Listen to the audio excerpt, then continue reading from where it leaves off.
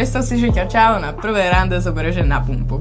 Vzorek týchto 5 miest na prvé rande od najhoršieho po najmenej hrozné. Kino. Ja som taká, že keď ma chce zobrať na prvé rande, že do kina, tak som, že nechce sa so mnou rozprávať proste. Áno, toto je presne, že je to pekné, ale podľa mňa je to tak vhodné na druhé, tretí rande. A ešte tu je nejaký film. Ako mne sa dosť často stáva, že ja si ten popcorn dám dole a potom ho skopnem a vieš, som taká, pozbieram ho, nepozbieram ho. Kino na prvé rande je no-go. Predstav si, že ťa čau na prvé rande zoberie, že na pumpu.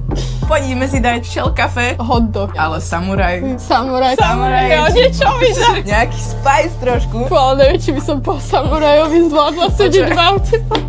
Keď ťa zoberie na prvé rande, kuň mu domov. To nie je také zlé. Prídeš domov a bude tam mať nejakú izbu so sadomasom. Takže by som dala, že McDonald's, kino, auto, benzínka a potom asi doma. Tá pumpa je ešte taká, vieš, že snaží sa, môže ti tam tu kúpiť tú ružičku na rok, vieš. Ale čo ti ponúkne u neho doma, vieš? Nič. To slovo.